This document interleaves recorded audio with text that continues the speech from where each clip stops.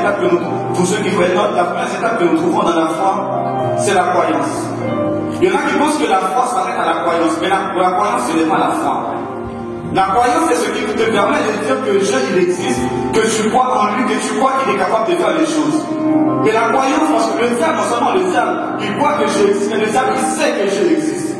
La croyance que tu as en Dieu ne suffit pas. Si nous voulons parler de foi véritable, il y a trois étapes. La première étape, c'est la croyance. Non seulement il y a la croyance qui te permet de croire que Dieu, il existe, que Dieu, il est capable d'agir dans ta situation. Et la deuxième étape que nous avons dans la foi, c'est la confiance.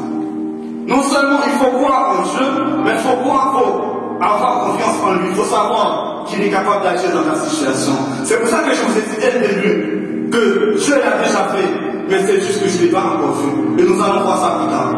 Non seulement dans la foi, il y a la croyance, il y a la confiance. La dernière étape de la foi, c'est l'obéissance. Celui qui dit qu'il croit en Dieu, qui se confie en Dieu, mais qui n'obéit pas à la volonté de Dieu, sa foi n'est pas complète.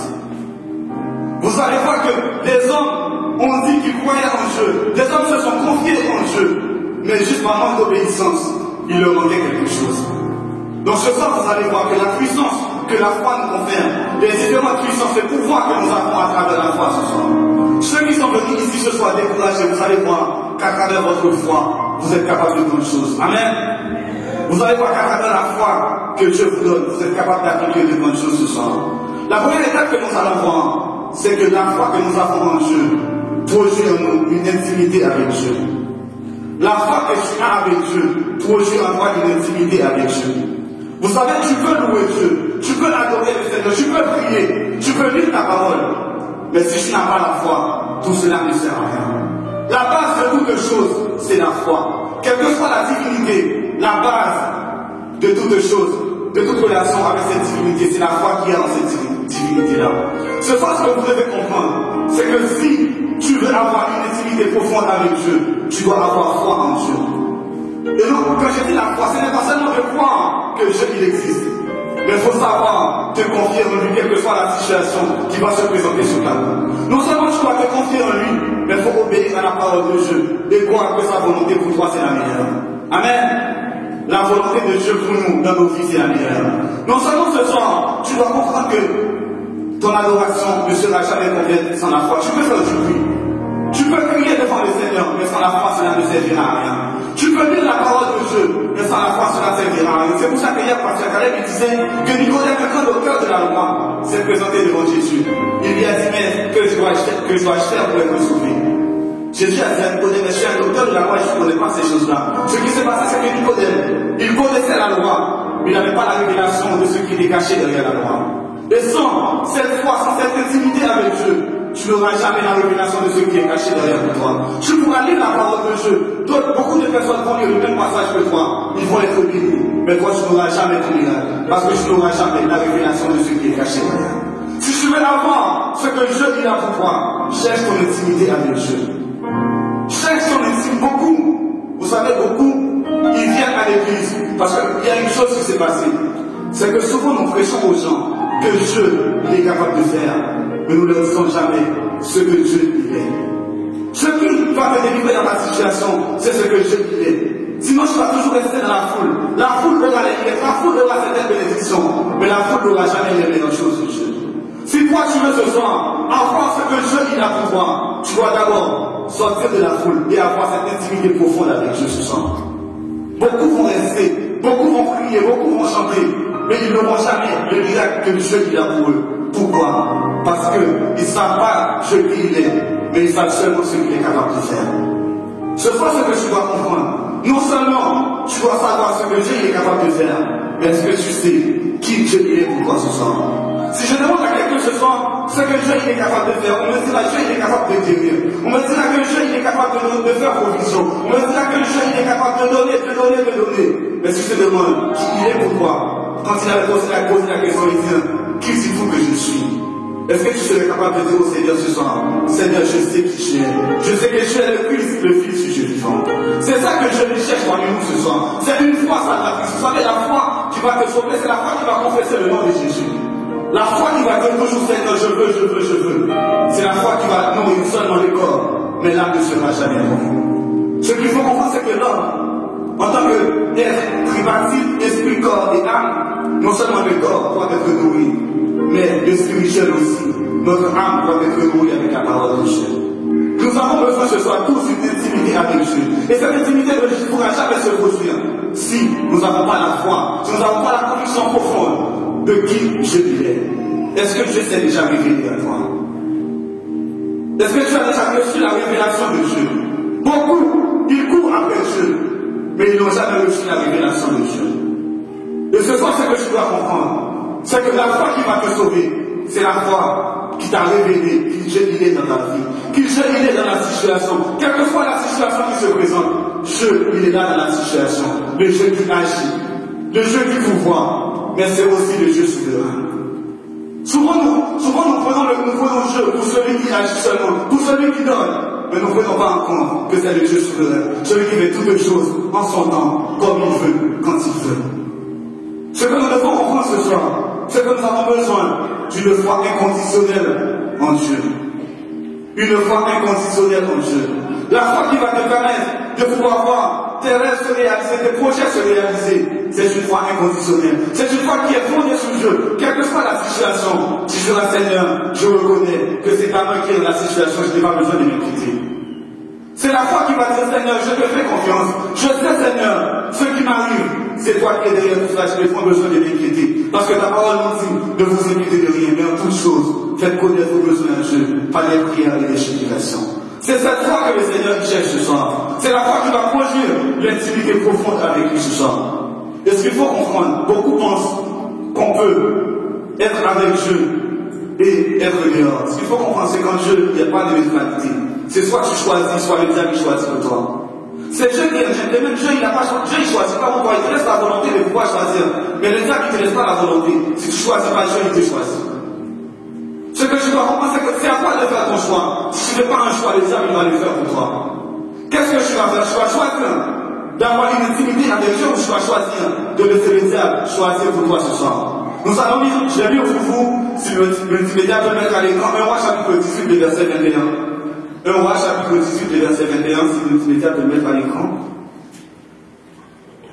Ce qu'il faut comprendre, c'est que en Dieu, c'est soit tu es avec lui, soit tu es avec le diable. Dans 1 Roi chapitre 18, le verset 21, il nous dit, alors Élie s'approcha de tout le peuple et dit, jusque à quand clocherez-vous des deux côtés? Si l'Éternel est Dieu, allez après lui. Si c'est Baal, allez auprès de lui. Après lui, le peuple ne répondit pas à lui. Vous savez, il y a beaucoup de chrétiens qui sont indécis dans l'église. Ce sont des chrétiens qui sont là selon les circonstances, selon les temps. C'est pour ça que je disais, nous avons souvent commis l'erreur d'annoncer aux gens le Dieu qui est capable de faire. Et nous, jamais le Dieu qui est. Et ces personnes-là, une fois qu'ils viennent à Dieu, ils s'attendent toujours à recevoir. Mais une fois que la situation difficile arrive, ces personnes-là, ils abandonnent. Parce qu'ils n'avaient pas une foi qui était fondée. Ce que tu dois faire ce soir, c'est d'être quelqu'un qui est ancré en Christ. Que ta foi soit fondée sur Dieu et sur Dieu seul. Celui qui n'est pas fondé sur Dieu, quels que soient les vents de doctrine qui vont arriver, tu vas abandonner ta foi. Ce soir, ce que j'aimerais que nous puissions comprendre, c'est que je veux que tu puisses rester ancré en lui, quelle que soit la situation qui va se présenter devant toi. Et pour cela, tu dois faire un choix. Est-ce que toi, dans ta vie, tu as déjà fait un choix? Est-ce que tu as déjà choisi le Dieu qui est capable de te sauver dans la situation, le Dieu qui donne le salut? Est-ce que ce choix-là, tu l'as déjà fait dans ta vie?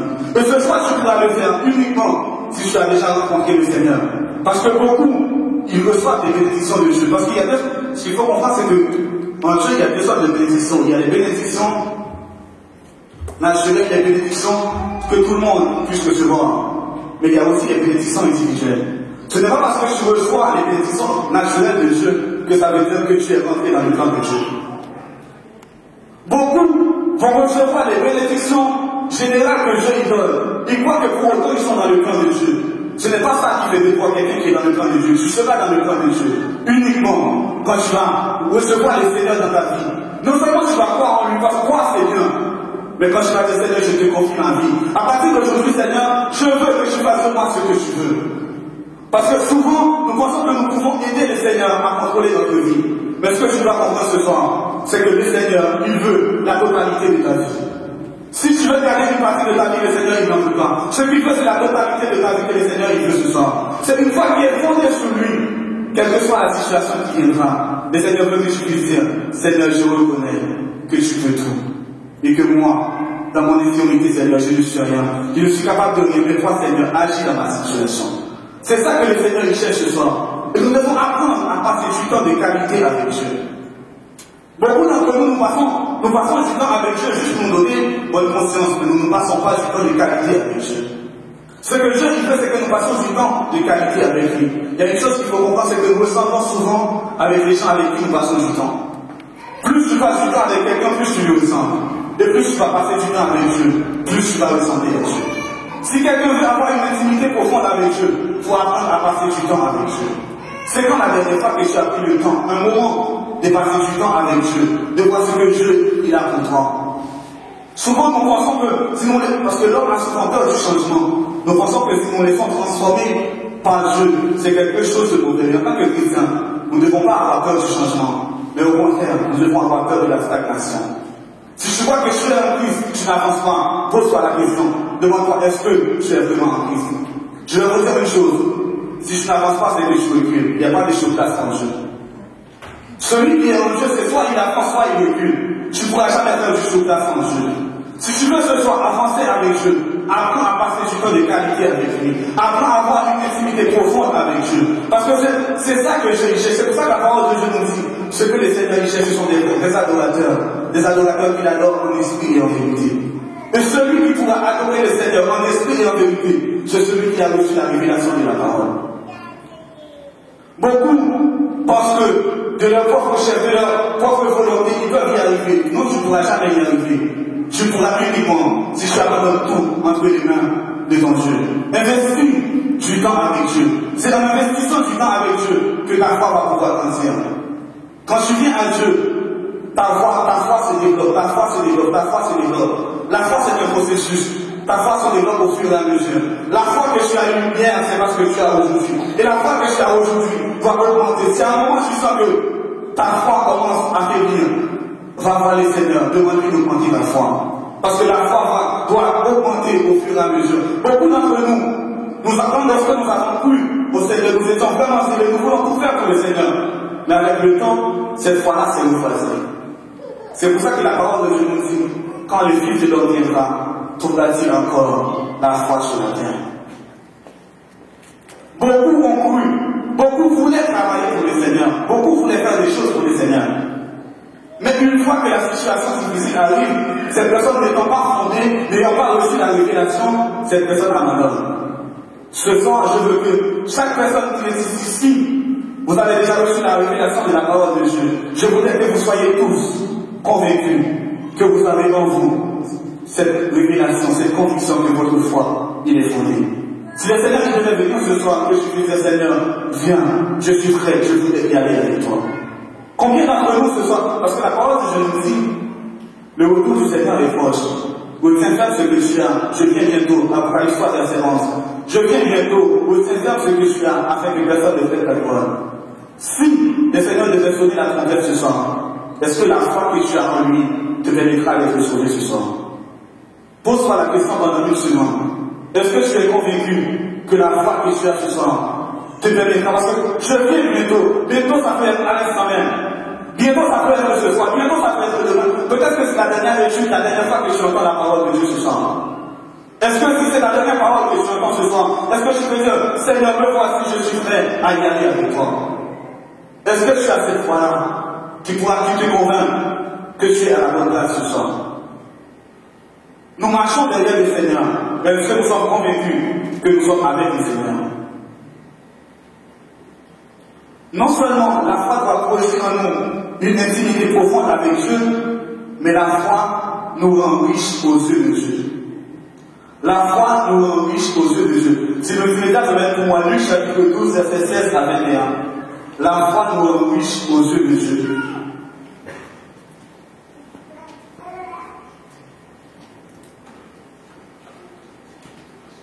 Luc chapitre 12, verset 16 à 21.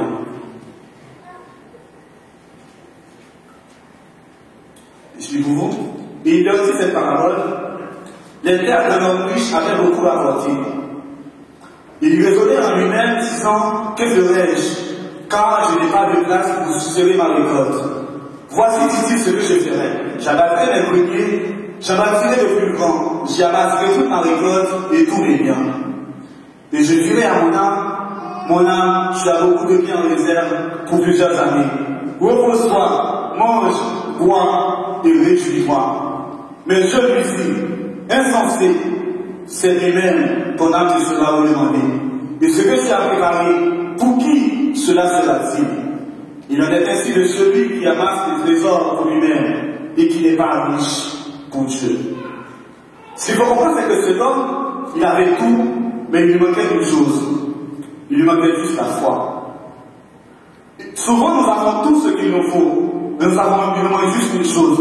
La foi, c'est qui nous permet de comprendre que ce que nous avons, tout ce que nous avons ne vient pas de nous, mais nous sommes que les gestionnaires des biens de Dieu. Tout ce que Dieu te permet d'avoir, ce n'est pas pour toi, c'est juste pour que tu puisses les gérer afin de pouvoir aider quelqu'un d'autre. Souvent, nous prenons les biens de Dieu dans les gaspillons, pensant que c'est pour nous que Dieu l'a donné. Dieu ne te l'a pas donné pour toi. Tu n'es que le gestionnaire des affaires de Dieu. Cet homme, il n'avait pas compris ceci. Il pensait que tout ce que Dieu lui avait donné, c'était que pour lui, il puisse ramasser. Alors que Dieu voulait qu'il fasse une chose, qu'il puisse comprendre. Seigneur, ce que Jésus m'a donné, permets maintenant, Seigneur, que je puisse donner aux autres. Cet homme, il était riche aux yeux des autres, mais aux yeux de Dieu, il était pauvre. Combien d'entre nous, quand les gens nous regardent, ils pensent que nous sommes riches, mais aux yeux de Dieu, il n'y a pas plus pauvre que nous. Les gens pensent que nous sommes riches, mais quand Dieu il nous regarde, il dit, mais lui, il est le plus misérable des hommes, la plus misérable des femmes. Ce qu'il faut comprendre, c'est que l'apôtre Paul qui possédait tout, à un moment il a dû tout abandonner afin de pouvoir avoir la foi et gagner Christ. C'est pour ça que l'apôtre Paul nous dit, à un moment, je crois qu'il nous dit ça dans Romains chapitre 2. Je crois que c'est le gars qui nous dit ça, il a dit, moi j'étais pharisien, pharisien, docteur de la loi, le plus grand, j'ai étudié chez le plus grand chez Gamaël, mais maintenant j'ai jeté tout ça, je regardais comme tout cela de la boue, afin que je puisse gagner Christ. Souvent nous pensons que ce que nous avons, c'est ce qui nous permet d'avancer avec Dieu. Quand je viens à Christ, c'est pour ça que lorsque Jésus a rencontré l'homme qui était aveugle au bord de la route, Jésus même lorsqu'il l'a appelé, l'homme a fait un geste avant. Il a géré son manteau avant de venir à Christ. Tu ne pourras jamais venir à Christ avec ce que tu as. Tu dois venir à Christ afin de pouvoir te laisser transformer par Christ. C'est pas ce que tu as qui va te permettre de servir Christ quand tu vas venir à lui. C'est ce que Christ va te donner. Beaucoup d'entre nous, nous rentrons à l'église avec ce que nous avons dehors. Nous pensons que c'est ça qui va permettre de faire avancer les choses de Dieu.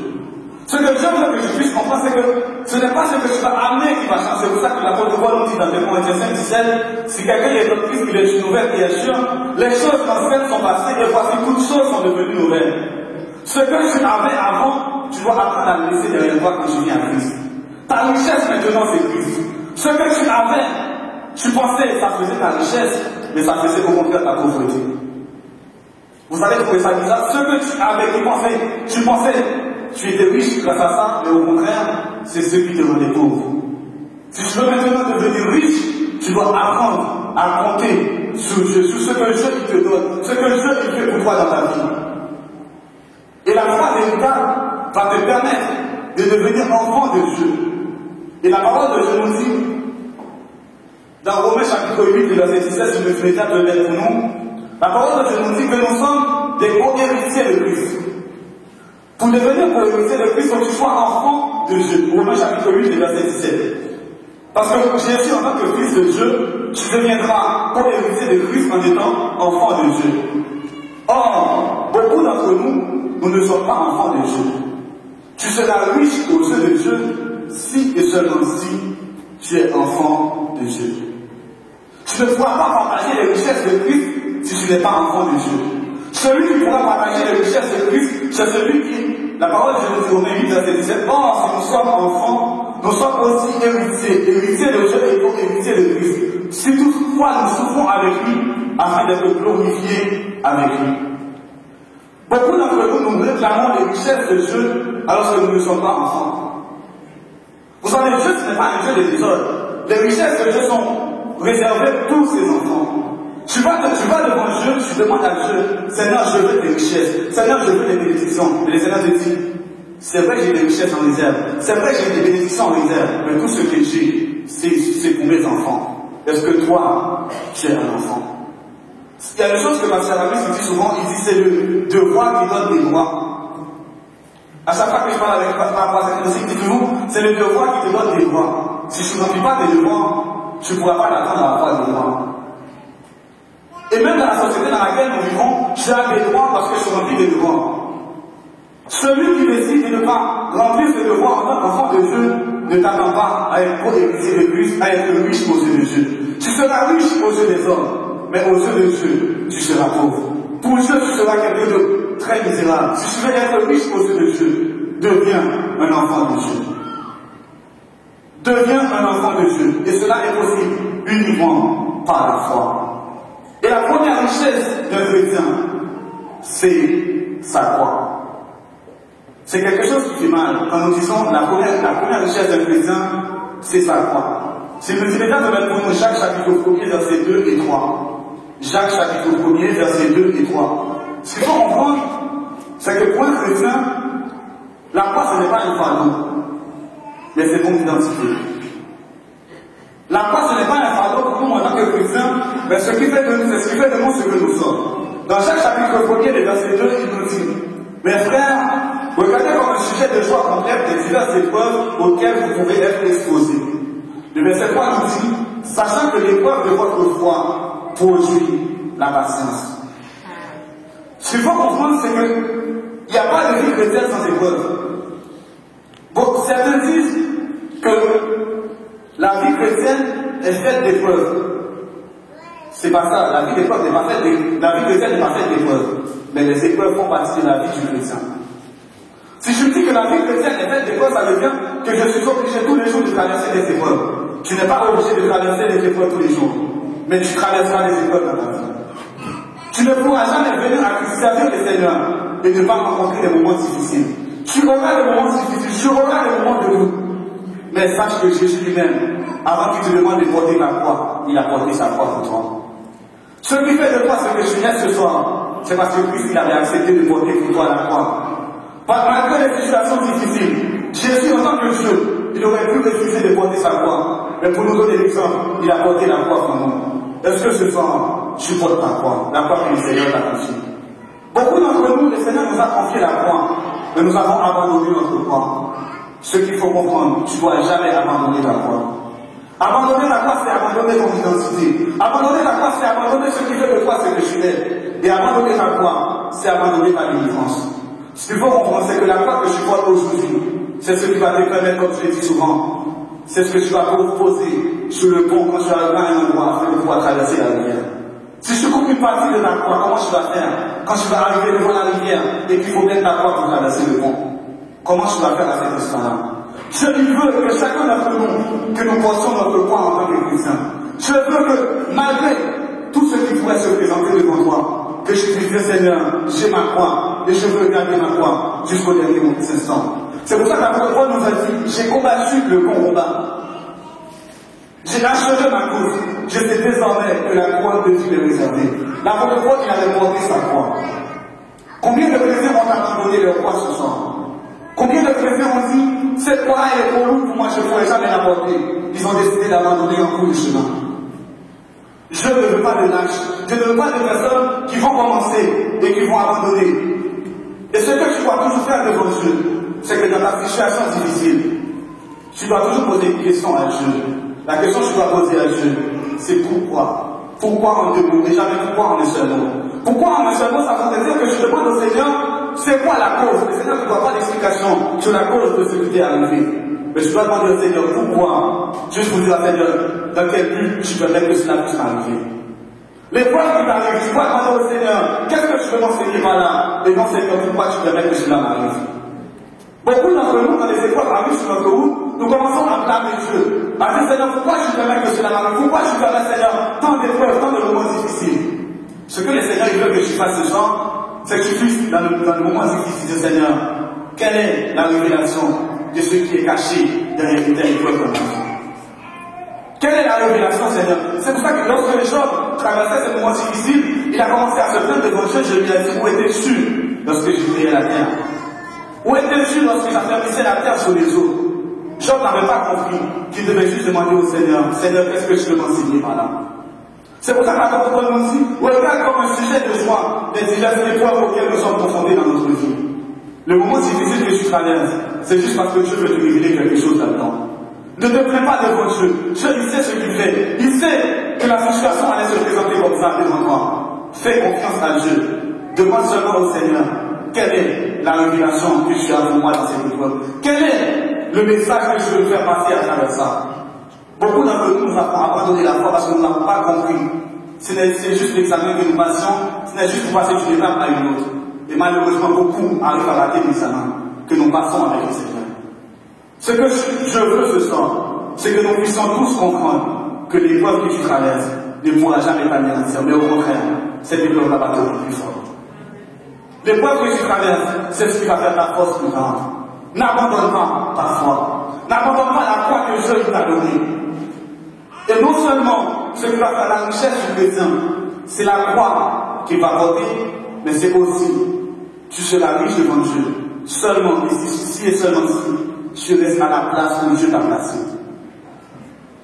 Reste à la place où Dieu t'a placé. Si vous venez là, pour nous, Exode chapitre 12, versets 12 et 13, beaucoup d'entre nous, nous allons perdre les bénédictions, les grâces de Dieu, les richesses de Dieu, parce que nous ne savons pas rester à la place que Dieu nous a placée. Si nous regardons dans Exode chapitre 12, verset 13, il nous dit, cette nuit-là, je passerai dans le pays d'Égypte, et je frapperai tous les premiers-nés du pays d'Égypte, depuis les hommes jusqu'aux animaux, et j'exercerai des jugements contre tous les dieux de l'Égypte. Je suis l'Éternel. Et le verset 13 nous dit, le sang vous servira de signe sur les maisons où je serai, où vous serez. Je verrai le sang et je passerai par-dessus vous. Il n'y aura point de plaie qui vous détruise quand je frapperai le pays d'Égypte.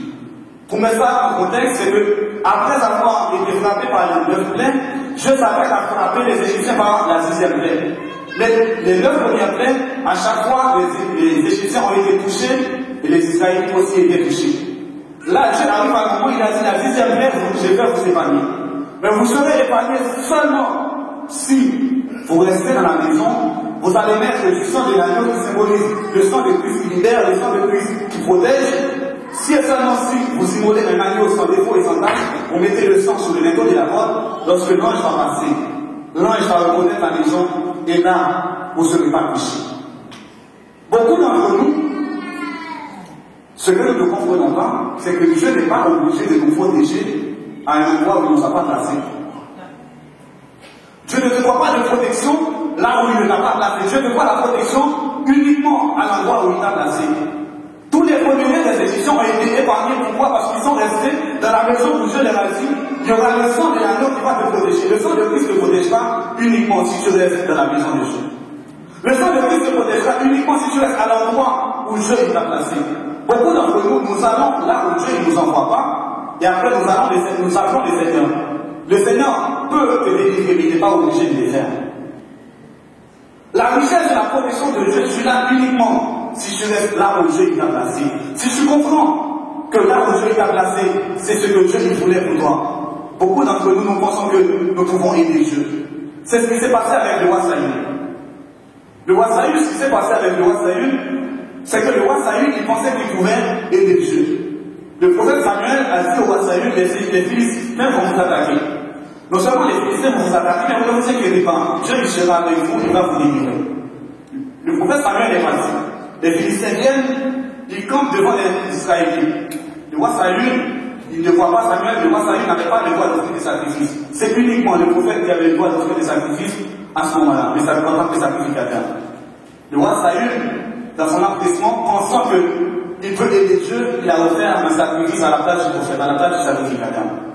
Et par sa désobéissance, Dieu lui a dit, tu vas perdre ton royaume. Je vais donner ton royaume à David. Ce que tu dois comprendre ce soir, ce n'est pas parce que tu as une raison valable d'agir que tu es excusable pour autant devant Dieu.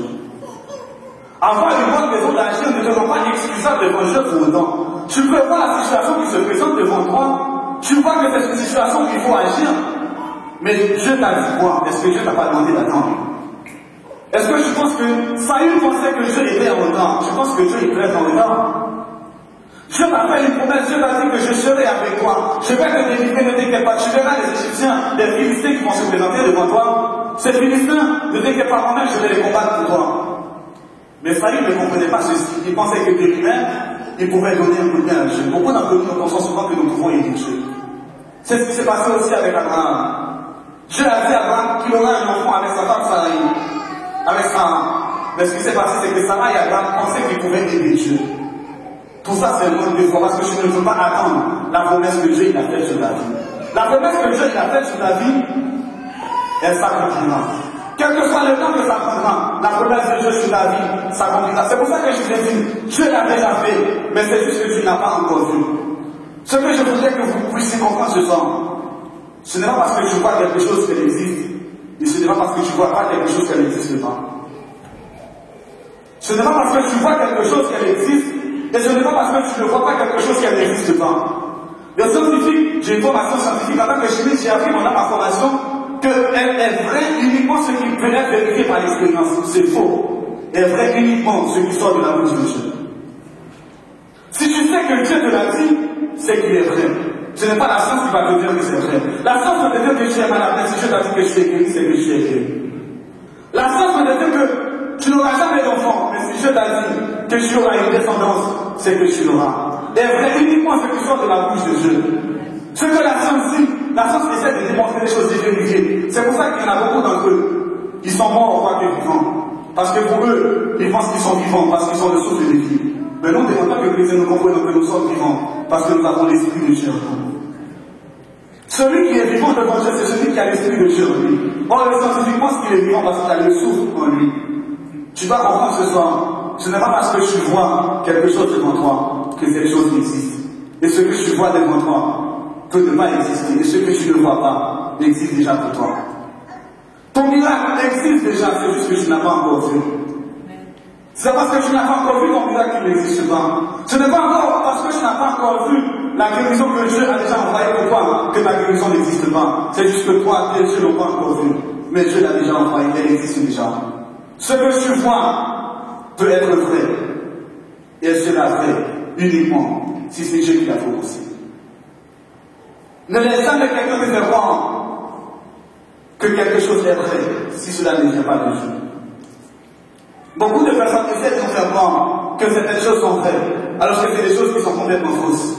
Tu vas comprendre que la chose est vraie si tu as compris que Dieu, c'est celui qui agit en son temps, qui fait ce qu'il veut, quand il veut et comme il veut.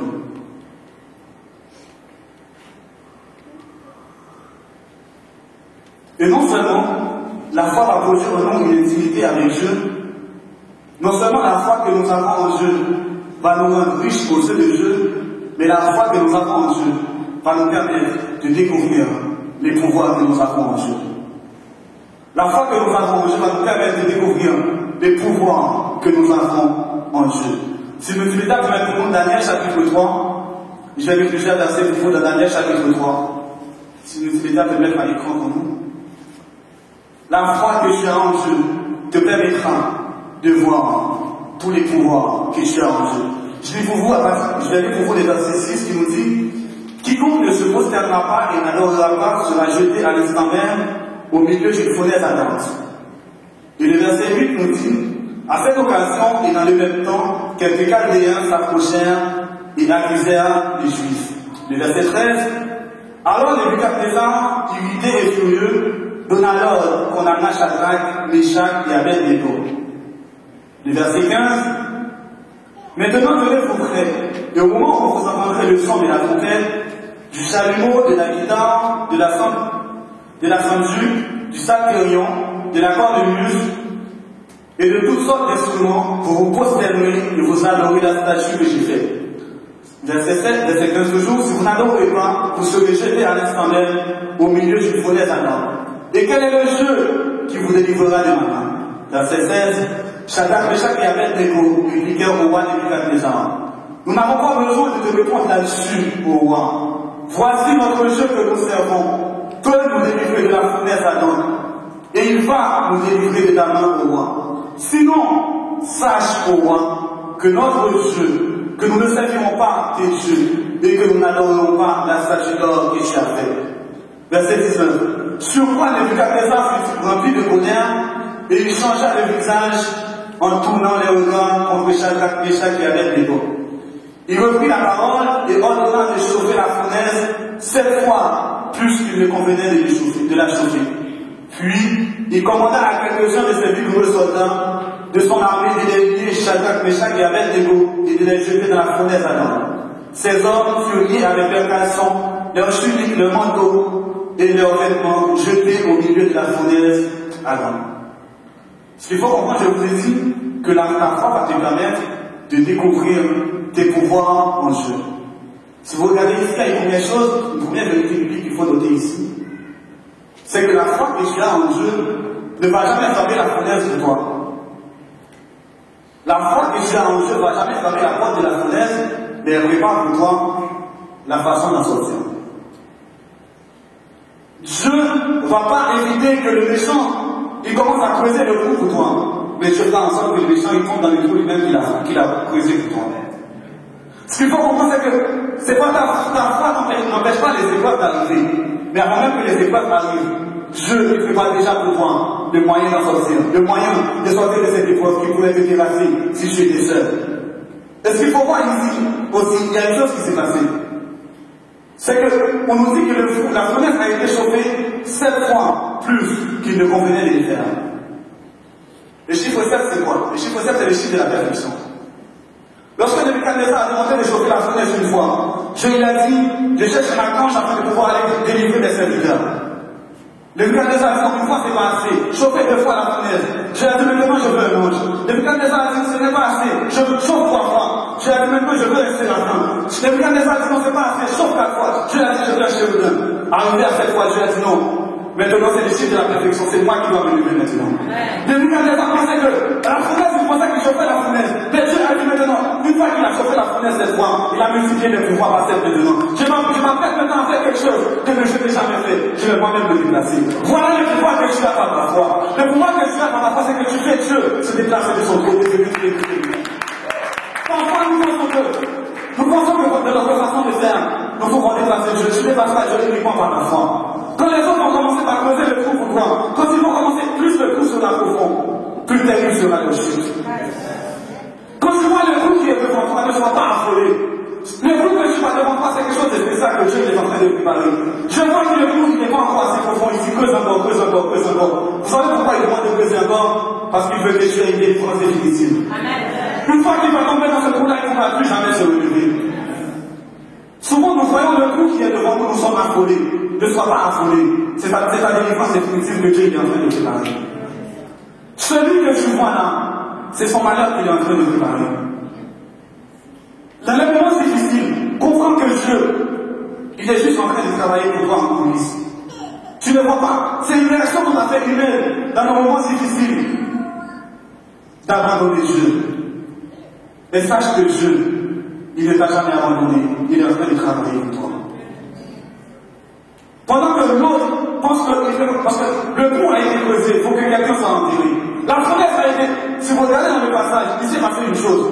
Il s'est passé une chose dans le passage. Dans Daniel chapitre 3, les versets 22, il nous dit, comme l'autre joie était sévère, et que la fournaise était extraordinairement chauffée, la flamme tua les hommes qui avaient jeté Shadrach, Meshach et Abednego. Comme la fournaise a été chauffée 7 fois plus, il fallait que la fournaise puisse consommer des personnes, mais ça ne sera pas toi. C'est ça que les autres n'arrivent pas à comprendre. Ils te voient, ils te connaissent pas, parce qu'ils ne savent pas ce qui est caché derrière toi. Parce que la parole de Dieu nous dit, la Prophète nous dit, le diable il monte comme le lion rugissant. Mais le psaume 34 verset 8 nous dit, l'ange de l'Éternel campe autour de ce qui les paye et les attache au plancher. Le diable, pendant qu'il est en train de rôder, il passe devant, il trouve qu'il y a l'ange de l'Éternel qui est campé là. Il passe à droite, il trouve qu'il y a l'ange de l'Éternel qui est campé là. Il passe derrière, il trouve qu'il y a l'ange de l'Éternel qui est campé là. Il passe à gauche, il trouve qu'il y a l'ange de l'Éternel qui est campé là. Ne t'inquiète pas, le diable est en train de rôder, mais l'ange de l'Éternel est déjà campé autour de toi. Ton miracle est déjà assuré, ta protection est assurée par Dieu. Le diable il vient rôder, mais sache que le Dieu est déjà là autour de toi. Ne t'inquiète pas pour la situation, celui qui travaille, il travaille à sa terre. C'est à sa terre qu'il travaille. Ne sois pas inquiet. Ne promène pas de regards inquiets. Sachez que Dieu a déjà réglé la situation. Dieu a déjà même envoyé ta délivrance. C'est juste que tu n'as pas encore vu ta délivrance ce soir. Ne sois pas inquiet. Il te cherche. Il cherche les moyens de te détruire. Mais sache qu'il se détruit lui-même. C'est de l'autodestruction qu'ils sont en train de faire. Et c'est ce qui s'est passé avec les Égyptiens dans le désert. Quand ils ont vu le peuple d'Israël, Dieu a ouvert la mer, les Israélites sont entrés, ils ont dit, mais qui aille. Mais ce qu'ils n'ont pas compris, c'est que lorsque Dieu a ouvert la mer, c'était l'automne que Dieu avait blessé pour eux. Quand tu es en train de créer des problèmes à un enfant de Dieu, prépare toi à ta perte. C'est pour ça que David a dit à un moment, je ne porterai pas la main sur loin de l'Éternel. Tu peux trouver la personne dans un moment difficile, dans un moment, dans son désert. Ne porte jamais la main sur lui, parce que c'est son problème avec Dieu. Tu n'as pas apporté des jugements sur lui. C'est sa situation avec Dieu. Ne porte jamais la main sur quelqu'un que Dieu a choisi. Parce que là où il est, c'est Dieu qui l'a placé. Beaucoup vont essayer de vous détruire, mais ne vous inquiétez pas. Dieu, il a déjà tout préparé. Seulement, place ta foi à la bonne place. Ta foi va déplacer Dieu pour toi. Vous savez, Dieu ne se déplace pas souvent, mais c'est celui qui arrive à... Vous savez, parfois les gens pensent que, à force de t'attaquer, je vais abandonner. Mais ils n'ont pas compris que si tu avais attaqué une fois, je aurais pu envoyer Miguel Ange. Si tu attaquais 2 fois, je aurais pu envoyer la cage Gabriel. Si tu attaquais 3 fois, je aurais pu envoyer Chérubin pour toi. Mais quand je vois la situation, et le pire c'est qu'il a dit, je n'ai quel Dieu va te délivrer de ma main. Et là Dieu a dit qu'il y a un problème. Tu veux savoir qui je suis, je vais te montrer qui je suis. Quiconque veut s'opposer à Dieu saura qui Dieu il est. C'est pour ça qu'il y a quelques semaines que dans la prêché, il avait dit, j'agirai qui s'y opposera. Personne ne peut s'opposer à la volonté de Dieu. Je vais vous dire une chose ce soir. Dans ta situation, sache que Dieu, il peut tout faire. Il y a juste une chose que Dieu ne peut pas faire. Je vais dire Dieu, il est omnipotent. Pourquoi il ne peut pas faire? La seule chose que Dieu ne peut pas faire, c'est ce qu'il ne veut pas faire. La seule chose que Dieu ne veut pas faire, c'est ce qu'il ne veut pas faire. Car il ne peut pas aller à l'encontre de sa volonté. S'il ne veut pas faire quelque chose pour toi, il ne le fera pas. Mais si c'est dans sa volonté, ne sois pas inquiet. Dieu, il s'apprête à agir pour toi dans ta situation. Uniquement, garde la foi en Dieu. Quelle que soit la situation difficile, garde la foi en Dieu. Même si tu ne vois pas pouvoir venir la source dans le désert, garde la foi en Dieu.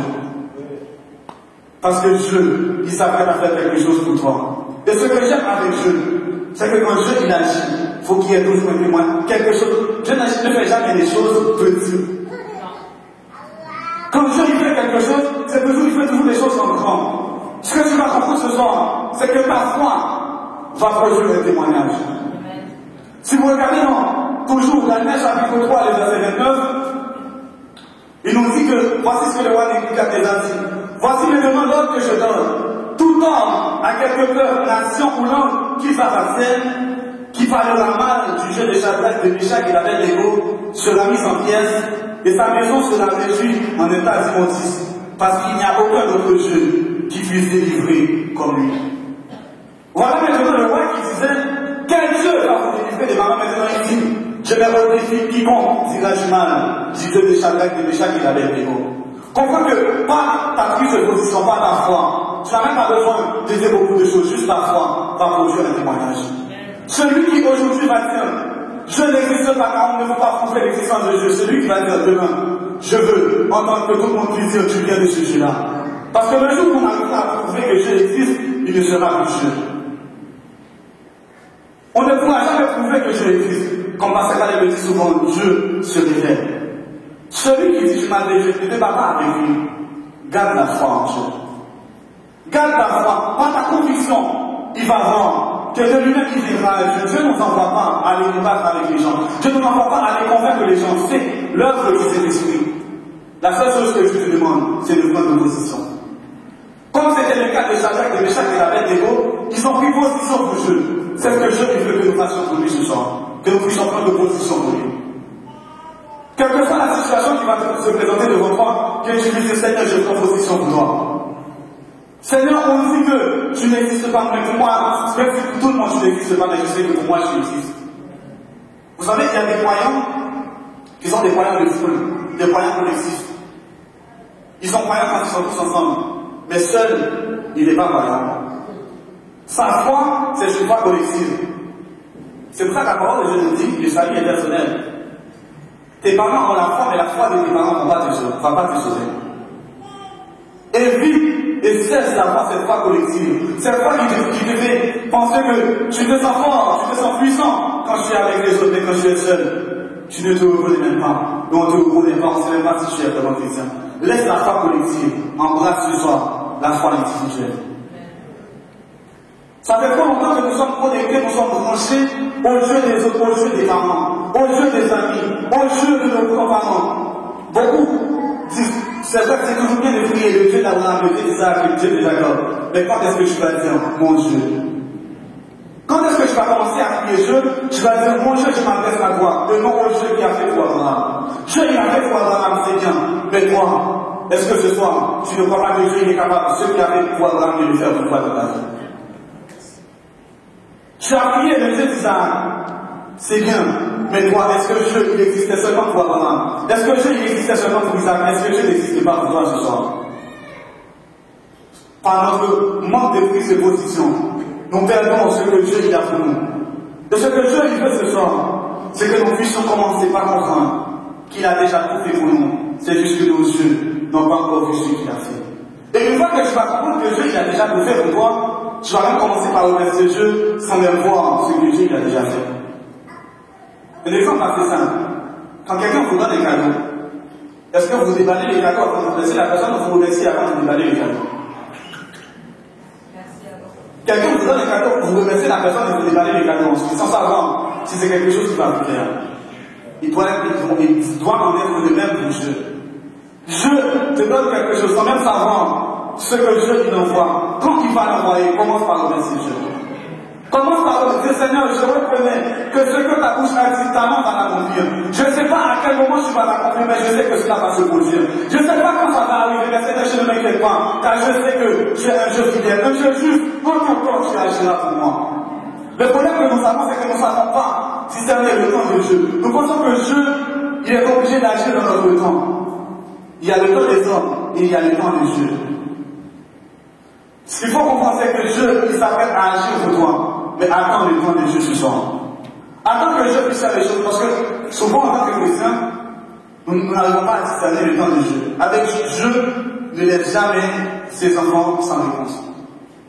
Il ne laisse jamais ses enfants dans l'ignorance. Mais sache qu'avec Dieu, il y a trois types de réponses. Il y a non, il y a oui, il y a patience. Et chrétiens que nous sommes, le seul type de réponse que nous attendons de Dieu, c'est oui. Si Dieu dit non, c'est qu'il y a un problème. Si Dieu dit patience, c'est qu'il y a un problème. Dieu veut que ce soit que tu apprennes à savoir qu'il peut te répondre oui, il peut te répondre non, il peut te demander de patienter. Il n'est pas obligé d'agir dans le temps que tu veux. Parce que lui, il connaît le temps. Aujourd'hui, tu vis aujourd'hui, mais tu ne connais pas demain. Dieu, il sait déjà ce qu'il a préparé pour toi. Je peux te donner quelque chose aujourd'hui, mais c'est juste la perte. Ce que nous devons comprendre, c'est qu'il y a la volonté permissive de Dieu et la volonté absolue de Dieu. La volonté absolue de Dieu, c'est ce que Dieu a préparé pour toi, il décide de te donner à l'instant même. La volonté permissive de Dieu, c'est lorsque tu forces la main de Dieu. Dieu te donne quand même, mais il a les meilleurs pour toi. Tu peux forcer la main de Dieu, il décide de te bénir. Parce que, de par ta prise de position, je vois que je suis sincère avec lui, il te donne ce que tu veux. Mais il avait une meilleure chose pour toi, mais juste parce que tu n'as pas su patienter et attendre ton temps, tu perds ce que Dieu avait de meilleur pour toi. Apprends à patienter avec Dieu. Et la patience avec Dieu, ce n'est pas la patience passive, mais c'est la patience active, ce que nous appelons la persévérance. Beaucoup de chrétiens patients, mais ils sont passifs. Ta patience doit être active, tu dois persévérer, tu dois faire quelque chose en attendant. Beaucoup sont en train d'attendre Dieu, c'est pour ça que Pasteur Calais disait à un moment, tu attends Dieu, je t'attends, tu attends Dieu, je t'attends parce que tu es passif. Dieu ne veut pas des passifs, je veux des actifs. Je veux des personnes, tu es en train d'attendre, mais pendant que je t'attends, tu fais des choses en même temps. Beaucoup d'entre nous nous attendons après Dieu, alors que Dieu, il nous appelle, il nous attend. Il y a une action de notre temps, afin que nous puissions voir tout ce qu'il a pour nous. Ce que je veux ce soir, ce que nous puissions comprendre, c'est que notre manque de foi peut nous mettre en danger. Il y a deux passages dans la Bible où le Dieu a dit explicitement votre manque de foi, vous savez, il y a le premier passage, c'est la traversée, la tempête apaisée. Lorsque Jésus leur a dit, allons de l'autre bord, en plein milieu, il y a eu une tempête. Lorsque la tempête s'est levée, les disciples ont commencé à affoler. Ils ont commencé à dire, Maître, réveille-toi, tu ne vois que nous périssons. Dieu s'est réveillé, il leur a dit, gens de peu de foi, pourquoi avez-vous douté? La deuxième fois, c'était encore sous l'eau. C'est lorsque Jésus a demandé à Pierre, Pierre a dit à Jésus, si c'est toi, ordonne que je puisse marcher pour venir vers toi. Pierre, en allant vers Jésus, au début, il marchait sur sa foi. Il ne marchait pas sur l'eau, mais il marchait sur sa foi. En marchant sur sa foi, il pouvait continuer. Mais du moment où il a arrêté de boire, il a commencé à douter, il a commencé à s'enfoncer, à couler. Et là, Jésus lui a dit, pourquoi as-tu douté? Et dans les deux passages, il y a une chose, c'est que ton manque de foi en Dieu te met en situation de danger. Ton manque de foi en Dieu va permettre que le diable va avoir la victoire sur toi. Une victoire que Dieu t'a déjà donnée. Mais si moi cette victoire-là, tu la donnes au diable, pas dans ton manque de foi. Je veux ce soir que ta foi soit fondée, que plus personne ne puisse donner accès au diable, parce qu'à la croix, Dieu nous a donné toute victoire sur toutes les choses. Mais par manque de foi, nous donnons la victoire que Dieu nous a conférée. Nous donnons cette victoire-là au diable. Évite de te mettre en danger par manque de foi. Dieu t'a dit la chose, elle va s'accomplir. Ne te mets pas en situation de danger. Dieu t'a dit quelque chose, elle va s'accomplir. Ce n'est pas la peine d'aller passer à côté pour voir si tu veux aider Dieu. Ne te mets pas en situation de danger. Dieu s'apprête à agir pour toi. Et sachez que le diable a déjà provoqué Dieu 7 fois. C'est ton moment qui arrive. C'est ton moment qui arrive. Ne te lève pas. Laisse Dieu se lever pour toi. La parole de Dieu nous dit Dieu se lève. Certains ennemis se dispersent. Le diable s'apprête à courir devant Dieu. Ce n'est pas le moment pour toi d'abandonner. Ne te mets pas en danger. Parce que beaucoup d'entre nous nous mettons en situation de danger par manque de foi. Parce que notre foi n'est pas fondée sur Dieu. Ne sois pas dans cette situation ce soir. Sois sûr que Dieu il agira pour toi. Et Dieu, non seulement il agira, il a déjà agi. Il s'apprête à ouvrir tes yeux pour que tu puisses voir ta bénédiction ce soir. Les yeux de la foi vont te permettre ce soir de voir ta bénédiction. Dieu s'apprête à le faire. Ce n'est pas le moment d'abandonner. Je sais qu'il y en a ce soir qui sont peut-être découragés par les situations de la vie, découragés par ce que les gens disent. Ne te mets pas en danger ce soir. C'est ton moment qui arrive. Ton moment est arrivé ce soir. Dieu s'apprête à te montrer les choses. Et comme je vous l'ai dit, non seulement ta foi va te permettre d'être riche aux yeux de Dieu, de découvrir tes pouvoirs, mais ta foi va te permettre de proclamer ta verset. Ta foi va te permettre de proclamer ta verset. Si vous mettez peut-être à l'écran pour moi, Matthieu chapitre 13, verset 58. Matthieu chapitre 13, verset 58.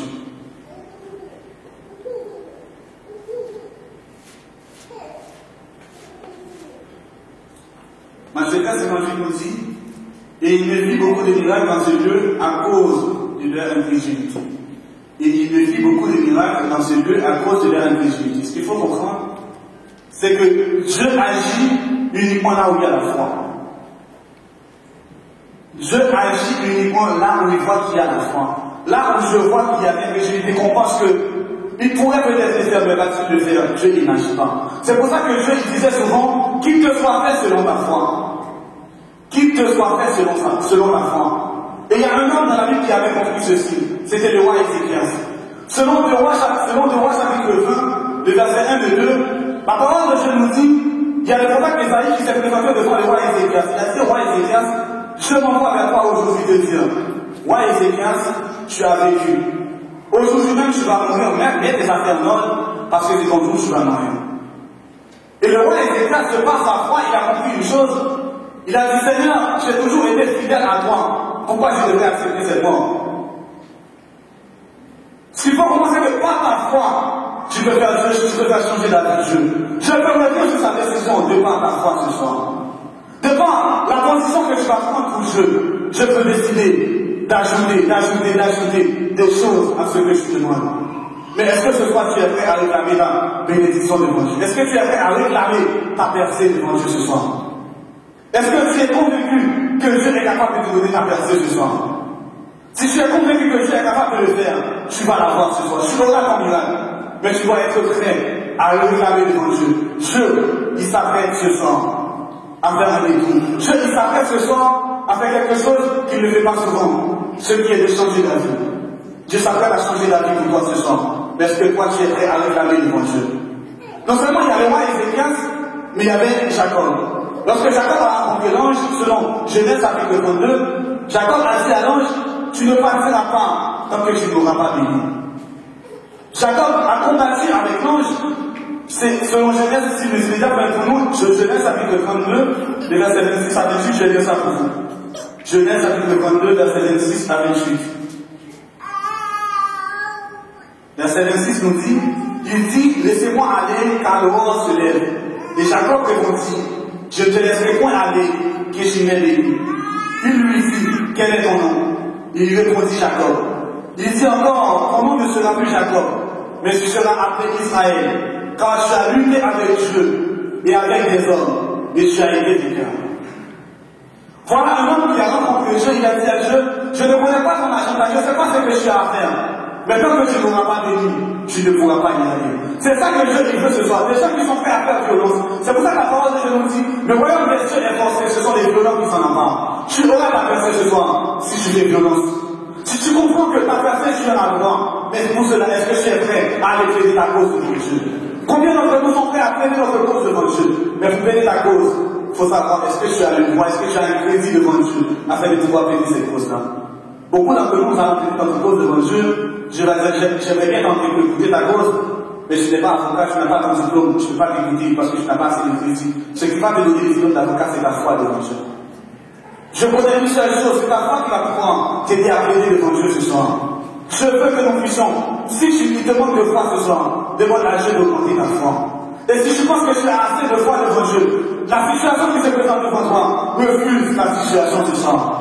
Dieu s'apprête à faire quelque chose de nouveau. Ta foi te positionne ce soir pour ton miracle. Ta foi te positionne pour ta percée. Ta foi te met en position de réclamer ta percée ce soir. Mais est-ce que tu es prêt à le faire devant Dieu? Dieu s'apprête à le faire pour toi. Mais Dieu va le faire avec toi et jamais sans toi. Beaucoup d'entre nous sommes vraiment paresseux que nous attendons que Dieu agisse pour nous. Ce soir, Dieu veut faire quelque chose avec toi. Est-ce que tu es prêt à avancer avec Dieu ce soir? Est-ce que tu es prêt à obtenir ton miracle avec Dieu ce soir? Ou est-ce que tu veux que Dieu puisse opérer ton miracle pour toi? Dieu s'apprête ce soir à faire quelque chose d'extraordinaire pour toi. Mais est-ce que toi, tu es assez fort pour dire Seigneur, je reconnais que je suis capable de le faire. Je veux ce soir vous toucher. Je veux faire quelque chose pour nous ce soir. Vous savez, dans le psaume 23, il dit, l'Éternel est mon berger, je ne manquerai de rien. L'Éternel sera ton berger uniquement si tu as assez de foi. Celui qui ne manque de rien, c'est celui qui croit que Dieu, il existe. Non seulement il existe, mais il a confiance dans les promesses de Dieu. Est-ce que tu as assez de foi dans les promesses de Dieu ce soir pour aller arracher ton miracle devant Dieu? Est-ce que tu as assez de foi dans les promesses de Dieu pour débloquer ton miracle ce soir? Vous savez, ce soir, je veux débloquer des miracles pour nous. Je veux débloquer nos situations. Mais il veut quelqu'un qui soit assez fort, qui ait assez de foi pour que je ne vienne plus se déplacer et établir ton miracle ce soir. Je veux quitter son trône et descendre ce soir et établir ton miracle. Mais est-ce que toi, tu as assez de foi pour produire cela? Est-ce que ta foi va te permettre ce soir d'aller arracher dans le royaume des cieux ce miracle qu'on t'a conduit, ce miracle que tu attends de Dieu depuis longtemps? Je vais t'attendre pour de loin, je vais passer. Dieu ce soir veut faire quelque chose pour toi. Dieu s'apprête même à agir, mais je veux voir ta foi devant lui ce soir. Dieu, il est capable de le faire et il l'a déjà fait. Veux-tu le voir s'accomplir dans ta vie? Veux-tu voir les miracles de Dieu s'accomplir dans ta vie ce soir? L'Éternel est mon berger, je ne manquerai de rien. Veux-tu rester à mener une vie de misérable ou une vie d'abondance? Tu n'auras ta vie d'abondance, tu ne manqueras de rien. Mais Dieu veut voir ta foi devant lui ce soir. Est-ce que tu veux montrer au Seigneur ce soir? Seigneur, quoi qu'il arrive, je me confie en toi. Quoi qu'il arrive, quelle que soit la situation, Seigneur, sois auprès de moi. Dieu s'apprête à le faire pour nous ce soir. Je veux ce soir que nous puissions comprendre la grandeur de son amour, la grandeur de sa grâce envers nous. Mais est-ce que tu es prêt à tout abandonner afin de tout gagner pour Christ ce soir? Telle est la question. La question que chacun devrait se poser ce soir. Suis-je prêt à tout abandonner et tout gagner pour Christ. Et si tu l'as déjà fait, tu es en droit ce soir de te présenter devant Dieu, de te dire Seigneur, je sais que tu n'iras pas au-delà de ma foi. J'ai la foi nécessaire, Seigneur, pour avoir ce que tu as pour moi. Agis ce soir, Seigneur, je suis prêt. Je veux quelqu'un ce soir qui va me dire, je suis prêt, Seigneur, agis dans ma situation. Le groupe de moi va chanter après.